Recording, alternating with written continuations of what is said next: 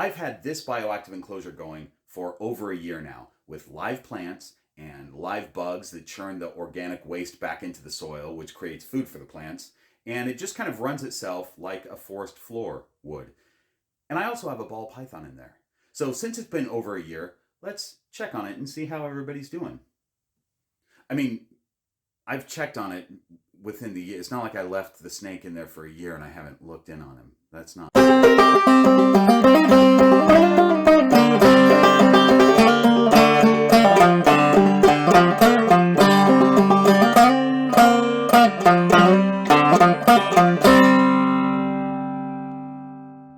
Welcome to the Green Room. I'm Bob Bledsoe. As you may know if you've seen my other video on this enclosure and many others, this is Detective Inspector Rorschach. I just call him the Inspector.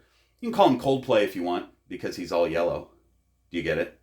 You get it. Anyway, this is the Inspector. Say hello to my brother Kent, who won't get near a snake, but he does a fine job behind the camera. Hello. Kent, what do you think of my vivarium back here? I mean, I think it's nice, except that it's guarded by a deadly python, which you handle without full bodysuit protection. And if it attacks you, I'm just going to run. And then Mom's going to blame me for letting you die. It's going to be super awkward at your funeral. Well, I'm glad you think it's nice, Kent. The Inspector has been living in that bioactive vivarium for quite some time now, and I just want to give you an idea of how it's going and some of the changes that I've made since I first built it and sort of ongoing. So let me first say that the Inspector is technically a full-grown snake. He's going to grow a little bit bigger very slowly as he ages more, but he's pretty much a full-grown snake. And the way this shoots, it looks like this enclosure is smaller than it actually is. There's a weird forced perspective thing when I hold the Inspector like this and you've got the enclosure in the background. But we've said before that enclosure size should be at a minimum one length and one side of the enclosure. The snake shouldn't be longer than one length plus one side of the enclosure. So a length plus a side of this enclosure is 4.5 feet long, and he is just over 3.5 feet long. Plus, giving him extra floor space is the fact that he can go up top and cruise around on the top of the thing. So he does have plenty of space in there. He also doesn't take advantage of the space very often. I mean, he comes out at night a little bit, but he stays mostly in his hide the whole time. But this, I realize when I look at videos that this looks a lot smaller than it actually is. So anyway, one of the big concerns that I had is as he got bigger, I didn't know if he was going to treat the plants very well.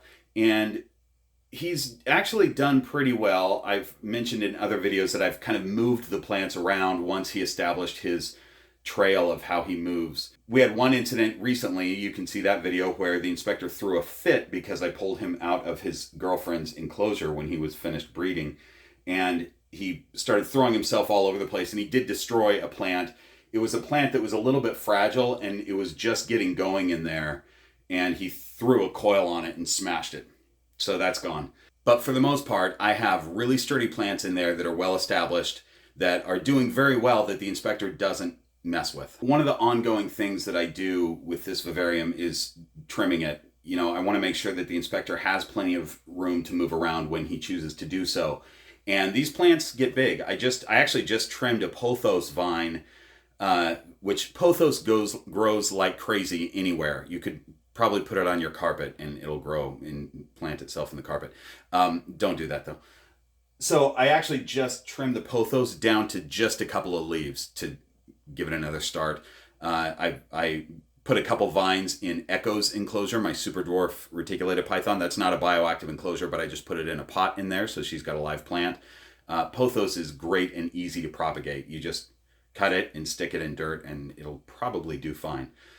Mine has, at least. I have cut some of this mother-in-law tongue plant, also known as a snake plant. Back here, I cut the longest, what do you call it? I guess leaf. I wanted to say frond, but leaf. I cut the largest leaf of that out of there. And I just kind of moved some vines to make sure that they grow in a way that's conducive to giving the Inspector plenty of room to move about. Also, just recently, because of a number of suggestions from viewers, I added some succulents to the pots. If you remember in my other videos, I talk about the fact that I added little pots to the background of this enclosure, and I wish I hadn't done it because nothing will grow in some of those pots. And I've kind of, like, I've tried to put moss in there and just different things, and it just doesn't work. So what I did is I went and got these succulent plants that kind of look like a vine. So I didn't want anything that stuck up like a, you know, something that's going to poke him or whatever, or something that he's going to destroy right away by crawling over it. So I'm trying these vine type succulent plants. I don't even know what they're called, but I spent a whole $7 and I bought 2 of them.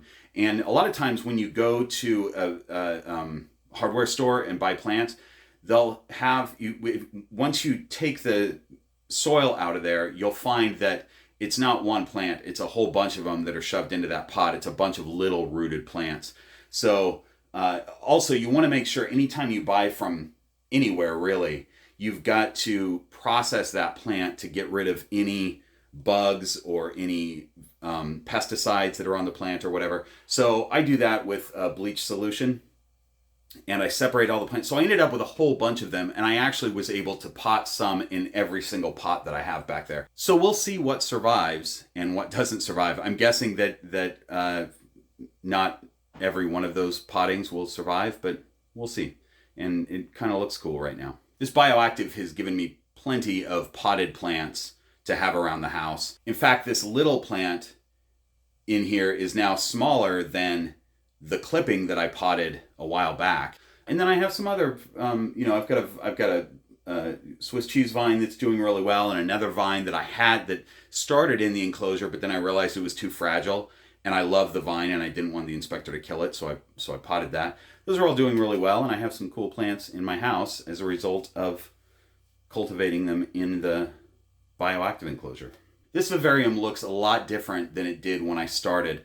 You know, I had this idea when I started that I wanted a lot of color. I didn't want it to just be green. And so I put some bromeliads in there, and they didn't do well. I couldn't figure out, and I'm sure there's others in here that are better plant people that could make the bromeliads do well, but I really wanted to have like a bromeliad or two and an orchid and some air plants. Those epiphytes just did not do well in the Viv. So I pulled them out, and I have just a green vivarium in there, and I'm happy with it right now. I would like to have some color. Put in the comments what you recommend for A, making a bromeliad survive, and B, what's something with color that the inspector might not destroy. Bromeliads are really sturdy. Like, they look like flowers, but they're super sturdy, leafy, colorful petals. So I don't think flowers would do well. I think he would crush those. Let's take a quick break and cut to a Kent's Corner, where Kent is going to tell us all about succulents. He's got some specialized experience. Hi, welcome to Kent's Corner. I'm Kent, and this is the corner. As many of you know, I once ran a succulent company called Sucks for You. I invested in over 6,000 succulent plants and ran the company out of my mother's basement for over 2 months. Due to some corporate errors and what many have called a major marketing misstep, the company never flourished and eventually died right as the succulents were starting to. Because of this experience, I feel qualified to tell you how to keep your succulents from dying. Let's say you buy a few succulents from a store, or, I don't know, maybe 6,000 of them from a wholesaler, and they tell you that the succulents will do just fine indoors without any special lighting. What that really means is that they'll only survive outdoors or with very special lighting. I only have 2 left. They're not for sale. Thank you for watching Kent's Corner, everybody's favorite channel show that everybody likes to click on. Thanks, Kent. That actually turned out to be a really good episode of Kent's Corner with some solid advice. Much better than just watching you eat Cheese Whiz out of a can. Hey, that was a good episode. No, it was not. I've done some work just in the last week on this vivarium. One of the things being adding these succulents, but I also changed his cold side hide a little bit. You know, the inspector loves to hang out in his warm side hide. He's there almost always. And he uses his cold side hide as a bathroom, which is really smart. You know, he goes in there at night when he has to go to the bathroom, and he poops, and then he leaves and goes back to the hide that he wants to hang out in, which is great. I know exactly where to look for feces in that enclosure that I want to pull out of there. But he's been spending more time in there. Just in the last couple of weeks, he'll spend an entire day in there, which is really rare for him.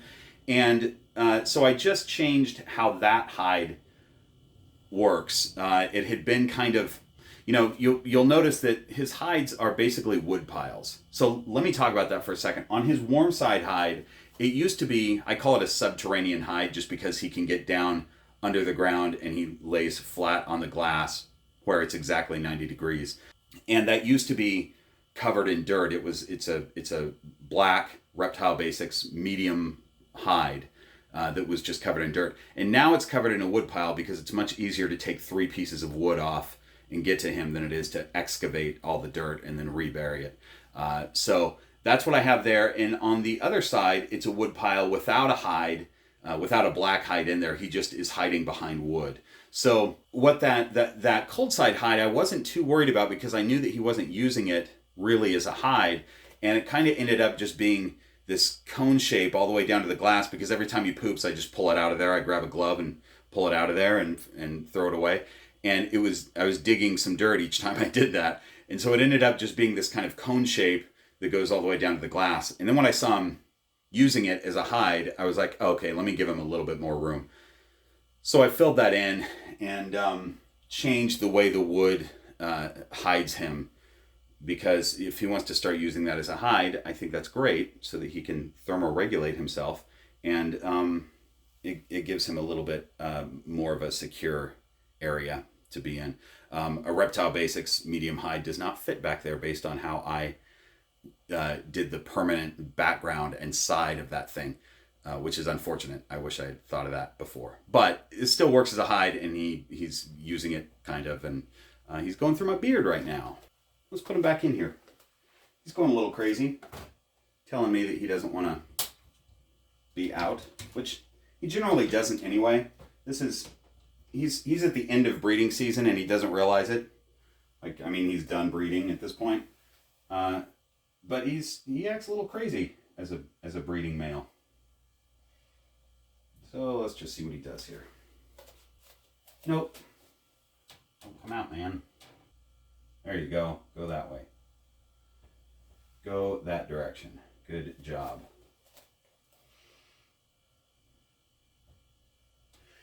This thing has all kinds of springtails and isopods in there right now. Let's take a close-up look at those. It used to be, for the first few months, I had to dig all over the place to find any isopods, and I was kind of concerned that they had crashed and they weren't thriving because it's such a big enclosure and I've got 6 inches worth of substrate in there. The dwarf white isopods like to live under the substrate and chew up all that organic waste, dead leaves, shed skin, poop. I spot clean and pull the poop out, but stuff like that. They won't clean urates though. So make sure that if you have a bioactive enclosure, you're spot cleaning. Pull the poop out, pull all the urates out, and they'll get any other organic matter. Anyway, my point is that I couldn't find those things because they're little tiny. I think I started with 50 of them maybe in there, and 50 dwarf white isopods can find all kinds of places to hide in there. But now I pick up any piece of wood or the water dish or whatever, and I can find colonies of them everywhere. So they're all over the place in there. Springtails also all over the place in there. I started off with a bunch of them in there, and I'm guessing that, springtails sort of find their way into organic places anyway. So even if I didn't populate them with springtails, I'd probably have a bunch in there by now anyway. But it's important to populate with springtails because they will eat the mold and bacteria, like the really small organic stuff, whereas the dwarf white isopods will eat the larger organic stuff. In fact, look at this. Let me see if I can find one of these things. See if we can look at these. There's a little piece of wood. A little piece of wood with a little isopod crawling around on it. That's just a random. There's cute little bugs, right? So there's that one. Let me just grab another random piece of wood and see if there's any on there. Oh, but here's something cool. This is interesting. There's no isopods currently on there, but those holes are, you can see springtails on there. Yeah, you can see little springtails on there. They're cruising around. Those holes though are little chew marks from isopods. So they really enjoy seed pods and wood and leaves, all sorts of stuff. Look at this guy. You can see all the springtails running around. There are also isopods in there. Although I don't see any right now. I may be able to see them when I look back at this video. But, you know, these seed pods have been in here for over a year, and they're breaking down, obviously, and being eaten. But they take a long time to be broken down and eaten. But they're great to have in a bioactive enclosure. I get all these from Josh's Frogs. Or the Bio Dude. I guess it's the Bio Dude is what you're buying from when you. It's all Josh's company, but it's the Bio Dude. So I get my substrate from him. I buy seed pods and things like that from him. I've also added substrate to this enclosure, and I probably should again. I should probably do another order of a small bag and cover it again, because it does diminish over time. I'm still really happy with this ongoing project. As I've said before, I think Bioactive is more for the keeper than it is for the animal. And I wouldn't say that it's necessarily less work than a non-bioactive enclosure. I have to clean out my non-bioactive enclosures completely, you know, completely change the substrate and wash the hides and things like that every 4 to 6 weeks. But, and I don't have to do that in here. But I am always tinkering with plants and changing things around and making sure that everything's good. So there is constant upkeep with it, but I'm willing to do it because I think it's really cool. I created this as sort of an experiment to see if I could make Bioactive work for a ball python, because if you go online, you're going to have a lot of people that say that it doesn't work with ball pythons. I feel like I've been successful with this one, and I wouldn't do this with every snake though. I wouldn't put a chondro in here. Like I wouldn't put a green tree python in a Bioactive, because they're a little bit more fragile, and you kind of need a more sterile setup to make sure that they're good. You don't want anything hidden in there. I wouldn't put like a white-lipped python in there, because I go in here a lot to mess with stuff, and I don't want a snake that's constantly attacking me while I'm trying to change plants around, you know? So I wouldn't do it with a snake that's, you know, let's say super bitey. If I was doing this today with the snakes that I have, I might do it with Echo, my super dwarf reticulated python, instead of a ball python, just because I think she would use it more. She's still a nocturnal snake, but she's out a little bit more during the day and out a lot more at night, roaming around and things like that. So I think Bioactive might be really good for a super dwarf reticulated python, or a mainland reticulated python. If you've got a cage the size of this room that you can plant massive plants in, that would be amazing. Not very practical. But I'm really happy with this for a ball python. It totally works. And if you have a ball python and you're considering doing Bioactive, do a bunch of research and do it. For those of you still watching, I'm assuming that if you're still on board with this video, you're somebody who likes my videos. So I want to say this at the end of the thing. I'm considering doing Patreon, and it's really early in my channel's growth to be doing a Patreon, but I've had a small handful of people say that if I started a Patreon, they would support, and I would like to do some other content. I would like to do some like specialized Kent stuff. I talked in a live video about the fact that I don't really want to have like egg cutting videos and that kind of breeder stuff on this channel, because I feel like this isn't a ball python breeding channel, but I could do that kind of stuff and put it up on Patreon. So, I'm considering it. I mean, I think at some point in the future I'll have a Patreon, regardless, but I'm considering doing it now. So tell me what you think in the comments about me doing a Patreon, and would you support? I'd probably have a couple different levels of little things that you get. I don't know what all the perks would be, but these extra videos, maybe an extra live, maybe special Patreon t-shirt or sticker pack. You know, I don't know. I'm thinking about it. So if you have any input or thoughts on that, please let me know. Otherwise, please hit the like button. If you're not subscribed to the channel, I would love to have you on board. So if you want to, hit that subscribe button, and I'll see you in the next video. Thanks for watching this.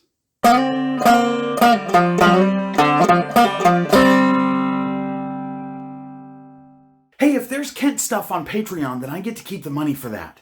And it's going to be at the $500 a month level. I'm going to be rich.